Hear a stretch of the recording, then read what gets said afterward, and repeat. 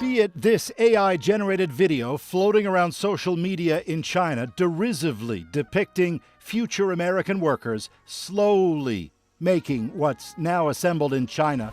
Behavior protocols engaged. Or this Chinese government video billed as a sci-fi thriller with a robot named Tariff. Aggressive tariffs implementing now. Enacting U.S. tariffs that hurt the U.S. Unemployment rates rising. Cost of living increasing.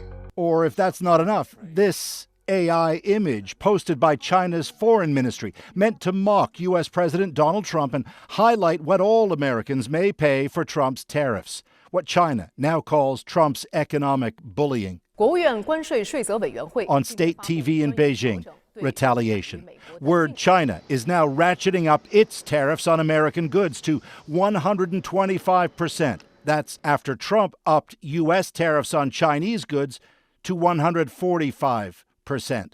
The trade war between those two countries now raging. The president has made it very clear he's open to a deal with China. At the White House, Trump was said to be, quote, optimistic a deal with China can be struck. But on those fresh Chinese tariffs, the president made it very clear when the United States is punched, he will punch back harder. And he hopes to make a deal that benefits the American worker and our companies that have been ripped off for far too long. Trump himself with this post on social media. We're doing really well on our tariff policy. Very exciting for America and the world.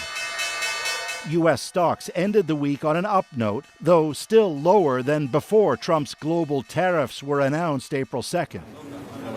Meanwhile, word from the European Union. If the U.S. doesn't ease up, it too will push back. We will have to defend our economy, we will have to defend our companies, and also come with countervailing measures. And on that, said the EU, the European Union is firmly united. Erica. And Paul, it seems U.S. consumers aren't sharing the same optimism about the economy as the Trump administration. Yeah, we now have the latest Consumer Sentiment Index by the University of Michigan, kind of a measure of feelings on the economy, leadership, a whole bunch of things.